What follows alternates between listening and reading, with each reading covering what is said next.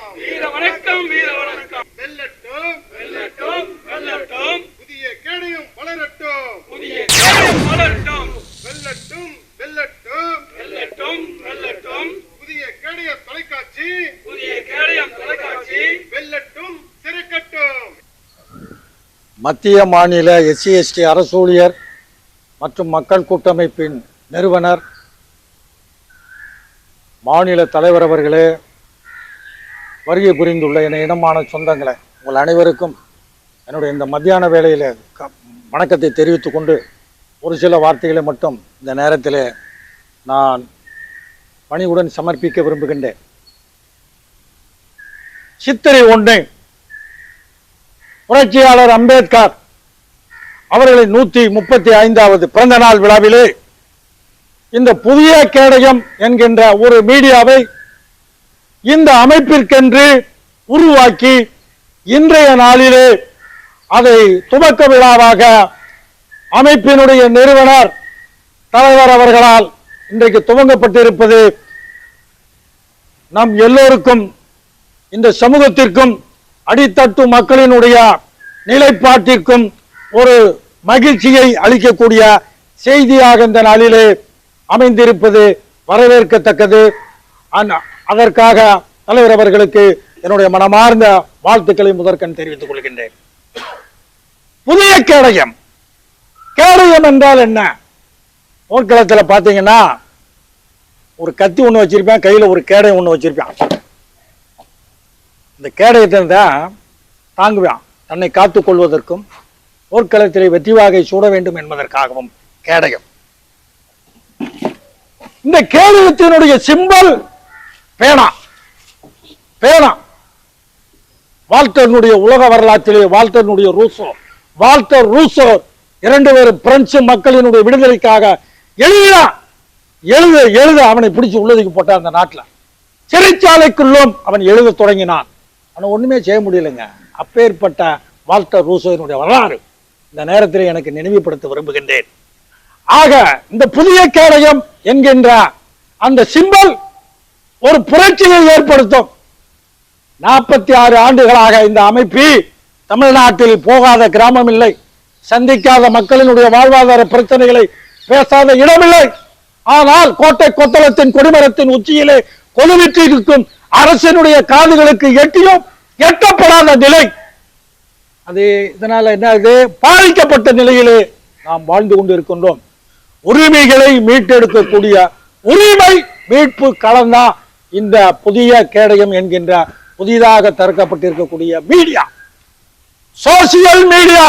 சமூக நீதிக்காக பாருங்க, அதுல மேல போட்டிருக்காம பாருங்க, social justice, secularism and people's democracy. அப்ப இதெல்லாம் எங்க இருக்கு? சோசியல் ஜஸ்டிஸ், சமூக நீதி. வேர் இஸ் தி லா?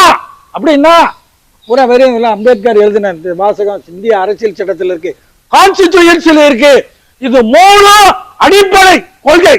எவனாவது படிக்கிறான், அந்த போய் எவனாவது படிக்கிறானா?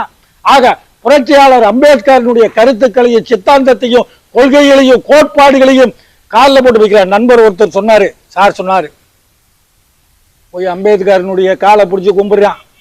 கும்பிட்டுட்டு மாலையை போட்டு, ஓ மக்களை நான் இனிமேல் அழிக்க போறேன் அப்படின்னு சொல்லி அவர் காலில் போய் பூ போட்டு அவரை மரியாதை இருக்கிறான். அது சென்ட்ரலா இருந்தாலும் சரி, ஸ்டேட்டா இருந்தாலும் சரி, யாரா இருந்தாலும் சரி, கண்டுழைக்கிறான் சார் இந்த மக்களை. இப்ப சொல்றேன், கொஞ்ச நேரம் பேசலாம்னு பார்த்தேன். ஆனா இந்த புதிய கேடயம் என்கின்ற தலைப்பிலே உருவாக்கப்பட்டிருக்கக்கூடிய இந்த மீடியா பகிரங்கமான வார்த்தைகளை கக்கும், எழுதும். அதில் மாற்று கருத்து இல்லை.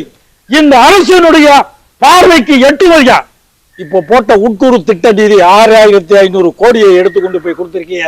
இந்த சமூக நீதி ஆட்சின்னு சொல்றான், திராவிட மாடல் ஆட்சின்னு சொல்றானே, மானங்கட்ட வேல. மானங்கட்டு போய் இந்த 6-8 துட்டு யார் ஒப்பேட்டு துட்டா கிட்டத்தட்ட 4.5 கோடி 4 லட்சம் கோடி ரூபாய் கொள்ளடிச்சு வச்சு இன்னைக்கு பல இடங்கள்ல மறைச்சு வச்சிருக்கிற பணம், மக்களுக்கு கள்ளப்பணம், ஓட்டுக்கு பணம் கொடுக்கும்படியா இங்க பூரா ரெய்டு பண்றதுக்கு சுத்தி திரு சண்டை கம்பெனி பறக்க மாட்டேன்னு போட்டுருக்கான். இந்த பணம் அவன் வீட்டுல இருந்து கொடுத்துருக்கானா? யார் வீட்டு பணம்? ஒப்பை வீட்டு பணமா? ஓட்டா வீட்டு பணமா? யார் வீட்டு பணம்? இந்த பணத்தை எல்லாம் எடுத்து கொண்டு போய் கொடுத்திருக்கீங்க. இதெல்லாம் ஏமாத்துற. அப்ப சமூக ரீதியா எங்க இருக்கு? தூங்குது சார். நம்மளை இவன் எவனும் பேச மாட்டான், கேட்க மாட்டான். இருக்க ஒரு வருஷத்துல 90 மீட்டிங் 100 மீட்டிங் போட்டிருக்கான். ஆர்ப்பாட்டம் தம்பி சொன்னது மாதிரி, மணிமாறன் சொன்னது மாதிரி, எப்ப பாரு சைனிகாயிரான ஆர்ப்பாட்டம், உணர்வு போராட்டம், இப்படி அரங்கு கூட்டம், கவியரங்கா, இப்படி கூட்டங்கள் போட்டு நடத்தி நடத்தி நடத்தி வந்து மீடியாக்கள் வந்து எடுக்கிறான், பூரா என்ன பண்றான், இப்ப வரும் பிறகு வரும்னு பாப்போம். ஒருத்தரும் இந்த சோசியல் மீடியாவில் போடுறதே கிடையாது. இன்றைக்கு இதெல்லாம் கண்ணுச்சுத்தான் தலைவர் அவர்கள் இந்த ஒரு புதிய முனைப்பை ஏற்படுத்தி இன்றைய நாளிலே, இந்த நல்ல நாளிலே இந்த மீடியாவை உருவாக்கி இருப்பது உண்மையிலேயே மிகவும் பாராட்டுக்குரியது. அவருக்கு என்னுடைய வாழ்த்துக்களையும் என்னுடைய கையெடுத்து நான் அவரை வணங்கி வாழ்த்துக்களையும் முதற்க நான் தெரிவித்துக் கொள்கின்றேன். இனி தொடர்ந்து இந்த அமைப்பில் இருந்து எந்தெந்த மாவட்டத்தில் என்னென்ன பிரச்சனை வந்தாலும் உடனடியாக அந்தந்த மாவட்ட பொறுப்பாளர் அந்த இடத்துக்கு போவார்கள். அந்த பிரச்சனையை பாதிக்கப்பட்டு இருக்கக்கூடிய எம் மக்களை சந்திப்பார்கள். அவர்கள் கொடுக்கின்ற பேட்டி இந்த மீடியாவின் மூலமாக ஒளிபரப்பப்பட்டு உலகம் முழுவதும் இந்த செய்திகள் பூரா மக்களை போய் சேரும். ஆக தொடர்ந்து எங்களுடைய நடவடிக்கை எடுக்கும் என்று சொல்லி இந்த வாய்ப்பை கொடுத்த தலைவர் அவர்களுக்கும் அமைப்பிற்கும் நன்றி கூறி விடைபெறுகிறேன். நன்றி, வணக்கம்.